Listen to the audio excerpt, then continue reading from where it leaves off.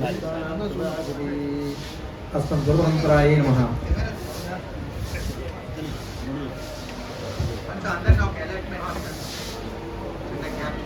ஸ்ரீமத் ராமாயணத்தில் அடியனுக்கு அனுகிரகிக்கப்பட்ட விஷயம் கைங்கரியம், புருஷகாரம் அப்படின்னு ரெண்டு விஷயத்தை அனுகிரகிச்சிருக்கார். கைங்கரியம்னு ஆரம்பித்தாலே ஒழிவில் காலமெல்லாம் உடனாய் பண்ணி வழிவிழா வடிவை செய்ய வேண்டும் நாம் தெழுடவி திருவேங்கடத்து ஏழ்கள் சோதி எந்த தந்ததுக்கே அப்படின்றது தான் ஞாபகம் வரும். ஒழிவில் காலமெல்லாம் எப்பொழுதும் ஒரு நிமிஷம் கூட விடக்கூடாது. உடனாய் மன்னி நிலைத்து வழிவிழா அடிமை, சுவார்த்த பிரயோஜனம் இல்லாம பகவானுக்கு பிரீதி பண்ணணும் அப்படின்ற ஒரு கைங்கரியம் பண்ற மொழியோ அதுதான் வழிவிழா வடிமை அப்படின்னு நம்மாழ்வார் அற்புதமா சாதிச்சுட்டு போன.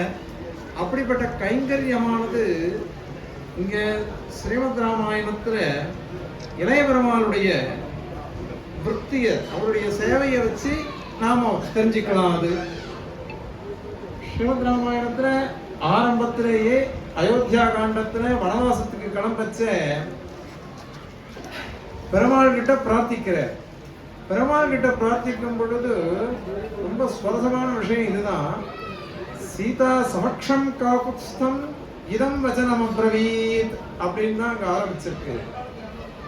சீதா சமக்ஷம் பெருமாளை நேர சேவிக்கிறதுன்றது நம்ம சம்பிரதாயத்தில் கிடையாது. இப்பதான் சுவாமி சாதிச்சார் காணிபாக சுவாமி. பெருமாளை சேவிக்கிறதுன்றது பிராட்டி மூலமா சேவிக்கிறது, பிராட்டியும் பெருமாளையும் ஒன்னா சேர்த்து சரணாகதி பண்றது, அந்த மாதிரி கிரமம் தான் நம்ம சம்பிரதாயத்தில் அங்கீகரிச்சிருக்கோம். ஆகையினால சீதா சமக்ஷம் பிராட்டியோட சேர்ந்துட்டு பிராட்டி முன்னாடி இருக்கச்ச அவளை வச்சுட்டு பெருமாள்கிட்ட சரணாகதி பண்றது. எதுக்கு சரணாகதி பண்றது அப்படின்னாக்கா, உனக்கு நான் கைங்கரியம் பண்றேன். எப்பொழுதுமே வைதர்மியம் நேக வித்யதே அப்படின்னு ஒரு பதம் இருக்கு.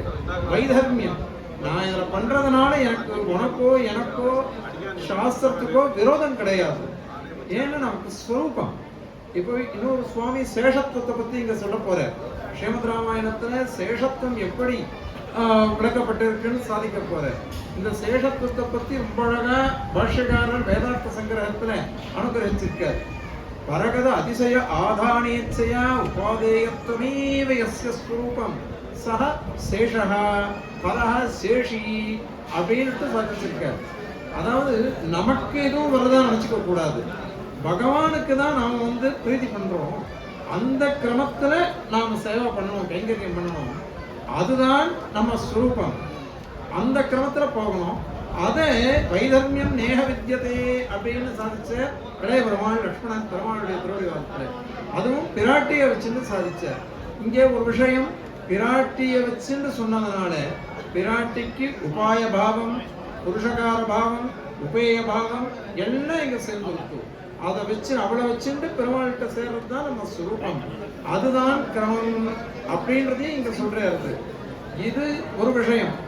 அதே மாதிரி ஆரண்ய காண்டத்துல பர்ணசாலைய நிர்மாணம் பண்ணணும். பர்ணசாலை நிர்மாணம் பண்ற சமயத்துல இளைய பெருமாள் கிட்ட சொல்றாரு, பரவான் அஸ்தி காபஸ்த அஸ்மி காபஸ்த கொஞ்ச வருஷம் ஸ்திதே அப்படின்னு சொல்லிட்டு, பரவான் அஸ்தி காபஸ்த பரவான், நான் இன்னொருத்தரை எஜமானனா உடையவன், என்ன நீ உடையவன், அதனால உன்னுடைய சொத்து நானு, எங்களுக்கு சொத்து அத்தனையும் நீங்க தான். பெருமாளை விட்டா எங்களுக்கு யாரும் சொத்து கிடையாது, உனக்கு நாங்க எல்லாரும் சொத்து. அது அதனால எவ்வளவு நாளானா என்ன, உனக்கு நாங்க அதீனமாவே இருப்போம்.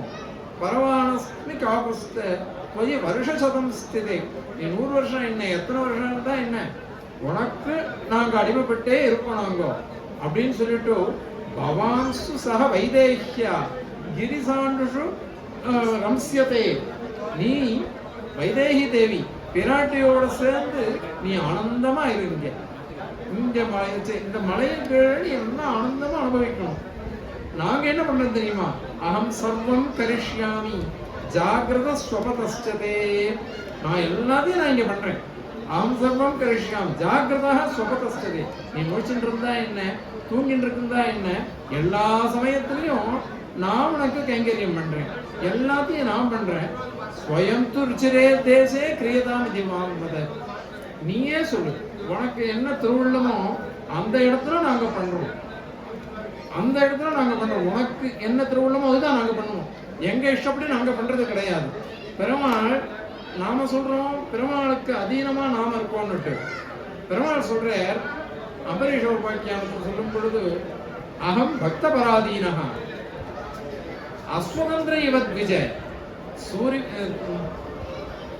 சௌதுபின் கிரஸ்த ஹிருதயஹ பக்தை பக்த ஜனப்பிரியா அப்படின்னு அம்பரீஷ உபாக்கியானத்தில் பெருமாள் சாதிக்கிறது. அகம் பக்த பராதீனஹா, நாம சொல்லிட்டு இருக்கோம் பகவானுக்கு பராதீனமாவே நாம எல்லாம் இருக்கோம் அப்படின்னு சொல்லிட்டு இருக்கோம். பகவான் என்ன சொல்றான்னா, நான் பக்தாளுக்கு அதீனமா இருக்கேன், பக்தாள் என்ன சொல்றாளோ அதை தான் நான் செய்வேன் அப்படின்னுட்டு துர்வாசர் கிட்ட சொல்ற வாக்கியம் அது. அதனால நீர் அம்பரீஷ மகாராஜர் கிட்ட அபச்சாரப்பட்டுட்ட, என்கிட்ட வந்து கேட்டா நான் எப்படி உன்னை ரட்சிக்க முடியும், அவர் தான் உன்னை ரட்சிக்க முடியும், அவர் என்ன இடுறாரோ கட்டளை இடுறாரோ அதுதான் நாம் பண்ணணும், அதனால அவர் திருடி வாரத்தில் நீ போய் அபராட்சமம் பிரார்த்திச்சுப்போம் அப்படின்னு பெருமாள் சொல்றாரு. அதனால இங்க என்ன அழகா இருக்கு நம்ம சம்பந்தம், பெருமாள் கிட்ட நாம பராதீனமா இருப்போம்னு நம்ம வேண்டிட்டு இருக்கோம், பெருமாளோ நான் பக்த பராதீனனா இருக்கேன் அப்படின்னு பெருமாள் சொல்றாரு. இந்த மாதிரி ஒரு கைங்கரியன்றது எப்படி அமைஞ்சிருக்குன்னாக்கா, பெருமாளுக்கு திருவிழா என்னவோ அதை யோசிச்சு அதை எதிர்பார்த்து பண்றதுன்றது ஒரு பக்தாருடைய சுரூபமா இருக்குது. இத இளைய பெருமாள் தன்னுடைய ஜீவனை முழுக்க பார்த்து பண்ற.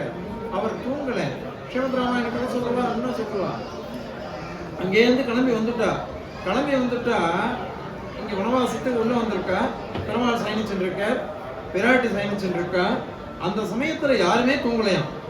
அயோத்தியா ஜனங்கள் யாருமே தூங்கல, இளைய பெருமாள் தூங்கல, அது மாதிரி சுமந்திரர் தூங்கல, அந்த மாதிரி குதிரைகளும் தூங்கலையாம். அயோத்தியா ஜனங்களுக்கு பயம், யாராவது நம்ம ராவணன் ஏதாவது பண்ணிடுவாளோ அப்படின்னுட்டு. அந்த மாதிரி சுமந்திரருக்கு பயம், அவர் மந்திரி, அவர் பத்திரமா இவளை கொண்டு போய் விடணுமே அப்படின்னா அவரும் தூங்கல. சரி அவர் தான் போகட்டும் அப்படின்னு விட்டாக்கா லக்ஷ்மணன் கேட்கவே வேண்டாம். இந்த குதிரைகள் இருக்கே அதுக்கெல்லாம் மிருகங்கள், அந்த மிருகங்களுக்கு பயமா, மனுஷியால நம்ப முடியாது, எந்த சமயத்துல என்ன பண்ணுவாளோ தெரியாது மனுஷியா.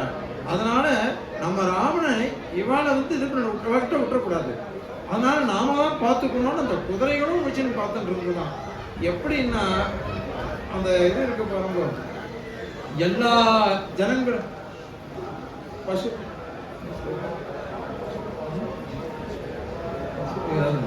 வந்து எல்லாமே தொன்னோ ராஜா ஜனேஸ்வர அப்படின்னு வருவாங்க. நகரஸ்தோ வனஸ்தோவா தொன்னோ ராஜா ஜனேஸ்வர, நகரத்துல இருந்தா என்ன வனத்துல இருந்தா என்ன, நீ தான் எங்களுக்கு ராஜா, அதனால உனக்கு கைங்கரியம் பண்றதே எங்க ஸ்வரூபம் அப்படின்னு சொல்லிட்டு எல்லாரும் விஞ்ஞாபிக்கிறா. அந்த மாதிரியாக கைங்கரியம்ன்றது இவ அத்தனை பேரும் பார்த்து பண்றா. இது அதே மாதிரி புருஷகார விஷயம் ஒன்று பாருங்க, ஏன்னா அவகாசம் இல்லாததுனால சீக்கிரம் முடிக்க வேண்டியதா இருக்கு. புருஷகார விஷயம்ன்றது அற்புதமான சம்பிரதாயம். நம்ம இதுல பிராட்டி வந்து உபாயமா இருக்கான்னு சொன்னோம், உபயமா இருக்கான்னு சொன்னோம், நடுவில் இருக்கக்கூடியது புருஷகாரன்றது. இப்போ தேவநாதாச்சார சுவாமி ஒரு விஷயம் சாதிச்ச, கஜம்பா வீக்ஷ சிம்மம் வா வியாக்ரம் வாபி வராணனா நாகாரைத்து சந்திராசம் பாஹு ராமஸ்த சம்சிதா அப்படின்றதுக்கு பிராட்டி பயப்படல, யானையை பார்த்து பயப்படல, சிங்கத்தை பார்த்து பயப்படல, புலியை பார்த்து பயப்படல, ஏன்னா பெருமாளுடைய தோலை பிடிச்சுட்டாளோ அதனால அவ பயப்படல. இது வந்து பொதுவான அர்த்தம். தேழந்தூர் ஆண்டவன் ஆண்டவன் ஆசிரமத்தில் ஒரு சுவாமி எழுந்தோடு இருந்தார். அவர் என்ன பண்றாருன்னா அவருக்கு அற்புதமா வியாக்கியானம் பண்றாரு. அதுக்கு இது அப்படி அர்த்தம் சொல்லக்கூடாது. பெருமாள் என்ன பண்றாருனாக்கா வனவாசத்துக்கு வந்திருக்க வந்து அவர் வந்து ராஜா ஒழியும் வேட்டையாடுறது அவருடைய சுரூபம். இவர் வந்து யானைய சிங்கத்தை புலியெல்லாம் வேட்டையாடினாக்கா அதுங்கெல்லாம் அழாதா என்ன அடிக்கிறாளே அப்படின்னு. அந்த சமயத்துல பிராட்டி என்ன பண்ணாலும் அப்படியே தோலை பிடிச்சுட்டாலும், ஏ ராமா நீ வந்து நம்ம குழந்தைகள் இல்லையா, அது சிம்மமோ யானையோ புலியோ நம்ம குழந்தைகள் இல்லையா, நம்ம குழந்தைகளை நாமளே அடிக்கலாமா, நீ இப்படி அடிக்கக்கூடாது, அதுக்கெல்லாம் செத்து நம்ம குழந்தைய நாமே கொண்டுடுறோம்னு அர்த்தம் ஆயிடுறது. நீ வந்து சத்திரிய தர்மத்தை பண்ணாத, நீ பரமபுருஷ தர்மத்தை பண்ணு, எம்பெருமான் என்ன தர்மம் பண்ணாலும் அந்த தர்மத்தை நானூட்டி அப்படின்ற கையை என்ன இழுத்து புற்றுன்றவே பெருமாளால பானப்பிரயோகம் பண்ண முடியல. எனக்கு 2 கையும் அழுத்தி பிடிச்சோம்டா பானப்பிரயோகம் பண்ண முடியாததுனால அந்த சிங்கம், புலி, யானை எல்லாம் தப்பிச்சுன்னு ஓடி போயிடுது. அதனால இவளுக்கு ரொம்ப சந்தோஷமா போயிடுத்து, பயம் போயிடுத்து அவளுக்கு. பாஹூ ராமஸ்ய நாகாரைத்து சந்திராகும், நம்ம குழந்தைகள்லாம் தப்பிச்சுன்னு போயிடுத்து அப்படின்னு அவளுக்கு ஆனந்தம் தாளம் இல்லையா. எப்பேற்பட்ட புருஷகாரம்! ஒரு ரக்ஷன்றது வெறும் மனுஷால ரட்சிக்கிறது, தேவதைகளை ரட்சிக்கிறது முக்கியம் இல்லை. யாரை ரட்சிக்கணும்? ஒரு ஜந்து, சின்ன ஜந்துவிலேருந்து எதுவா இருந்தாலும் பிராணிகள் எல்லாம் தன்னுடைய குழந்தைகள், அந்த சிந்தனையில எல்லாம் பண்ணணும். பிராட்டி என்ன பண்றான்னாக்கா இந்த மாதிரி ஜந்துக்களையே ரட்சிக்கிறவோ, அப்படி ரட்சிக்கிறவோ சரணாகதி பண்றவாள விடுவாளவோ அலமேஷா பரித்ராதம் ராகவாத் ராட்சசீகணம். அதுக்கு முன்னாடி ஒண்ணு சொல்றா, அபியாச்சாம் வைதேகி மம ரோச்சதே ஏதத்தி மம ரோச்சதே. நாம வைதேகியை நம்ம யாச்சிப்போம், இதுதான் ஆனால் இதுதான் சுவாமி சாதிச்சுட்டு போனார். ராட்சசிகள் யாருமே யாசிக்கல, ஆனால் அவ மௌனமா இருந்துட்டா. அதுவே சம்மதமா எடுத்துட்டு பவேயம் சரணம் இவஹா அப்படின்னுட்டு இவ சொல்லிட்டா பிராட்டி. அதனால இவருடைய காருண்யம் இருக்கே, பெருமாளுடைய கருணையை காட்டிலும் இவருடைய கருணை ரொம்ப அதிகமானது. பாதுகா சகஸ்திரத்துல ஒரு ஸ்லோகம் தொந்தபத்தியில சாதிக்கிறார் சுவாமி. அந்த ஸ்லோகத்தை விஞ்ஞாபிச்சுட்டு அடைய முடிச்சுக்கிறாரு. பாஸ்வயோஸ்தரசிஜா வசுந்தரே பாதயோஸ்ச மணிபாதுகே யுமாம் சன்னிகர்ஷதன சேன்மதுத்விஷः கிம் கரிஷ்யசி கிருதாகசாங்கணः அப்படின்னுட்டு ஸ்லோகம். இது பெருமாள் பல விதமான தக்ஷன், பக்ஷபாத அனபிஜனவன். அவன் பணத்தை கொடுக்கறதுல கெட்டிக்காரன். அத மாதிரி பக்ஷபாதம் அவனுக்கு தெரியாது, யாரை பார்த்தாலும் தண்டிச்சுடுவான். அந்த சமயத்துல பெருமாளுடைய திருவடி கீழே பாதுகைகள் 2 பேர் எழுந்துள்ளா, பாதுகா தேவிகள். அதுக்கப்புறம் இந்த 2 பக்கத்துல ஸ்ரீதேவியும் பூதேவியும் எழுந்துள்ளிருக்கா. வக்ஷஸ்தலத்துல லயம் சொல்றோம் சம்பிரதாயத்துல, காஞ்சிராத்திர அழகங்கள்லாம் சொல்றது. பிராட்டி வக்ஷஸ்தலத்துல எழுந்துள்ளிருக்கா. அதுக்கு மேல பெருமாள் என்ன பண்ணார், வராக அவதாரத்துல மகாவராகமாச்சு அனாயாசமா பூதேவியை தூக்கி வச்சுட்டு தன் தலைமையில சேஷாத்மநாத் சிரசா பவதீம் ததாதி அப்படின்னுட்டு, பவதீம் சிரசா ததாதி அப்படின்னுட்டு பூஸ்துதி. அதனால அனாயாசமா தூக்கி வச்சுட்டு இருக்கார் பெருமாள் வராக அவதாரத்துல. அதனால தள்ள ஓ 2 பக்கம் ஸ்ரீதேவி பூதேவி, திருவடி கீழே 2 பாதுகைகள், வக்ஷஸ்தலத்துல பெரிய பிராட்டியார். சரி, அதுதான் போச்சுன்னு பார்த்தா ஹிருதயத்துக்குள்ள தயாதேவி. ஒரு கிரகணியை சமாளிக்க முடியாம அல்லாடிட்டு இருக்கணுமோ.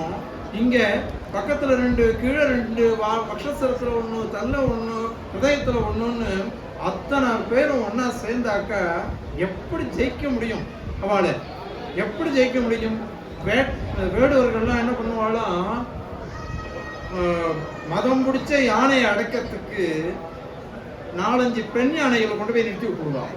அந்த பெண் யானைகளை பார்த்ததுன்னா அது ஆட இது ஆட ஆரம்பிச்சிடும். மதம் பிடிச்ச யானை தானா மதம் அடங்கிடுமா. இது மதம் பிடிச்ச யானை. இந்த பெருமாள் பழத்தை கொடுக்கறதுல அவ்வளவு கெட்டிக்காரன், பக்ஷபாதமே அவனுக்கு தெரியாது. அப்படிப்பட்ட பகவான் இடத்துல இத்தனை தேவிகளும் ஒன்னா சேர்ந்துட்டு நமக்கோசரம் இப்படி சிபாரிசு பண்ணி உபாயமா இருந்துட்டு இவாளை எதுவுமே கஷ்டப்படக்கூடாது அப்படின்னு ரட்சிக்கிறாளே. இதை காட்டிலும் பிராட்டியினுடைய கருணைக்கு என்ன உதாரணம் வேணுது? அதனால இந்த சுவாமி பாதுகாப்பு சாதிக்கிறாருக்கு. அவகாசம் குறைவா இருக்கு, இன்னும் நிறைய சொல்லிட்டே போகலாம். இன்னும் மகான்கள்லாம் எழுந்துள்ள இருக்கா. அதனால அடியனுக்கு அவகாசம் கொடுத்ததுக்கு தன்யவாதத்தை பிரணாமத்தை சமர்ப்பிச்சு அடியன் முடிச்சுக்கிறேன். கவிதாக்கிக சிம்ஹாய கல்யாண குணசாலினே ஸ்ரீமதே வெங்கடேஷாய வேதாந்த குரவே நமஹ. அஸ்மத் பரம்பராய நமஹ. அடி தன்யவாதம் நாராயணாச்சார் சுவாமி. ஆச்சரியமான 2 பெரிய விஷயங்கள், அதுக்குள்ளேயும் கூட அபூர்வமான சில விஷயங்களை எல்லாம் சாதித்தார் சுவாமி. தன்யவாதா. அடுத்ததாக நாவல்பாக்கம் வாசுதேவாச்சாரியார் சொல்வார். சேஷ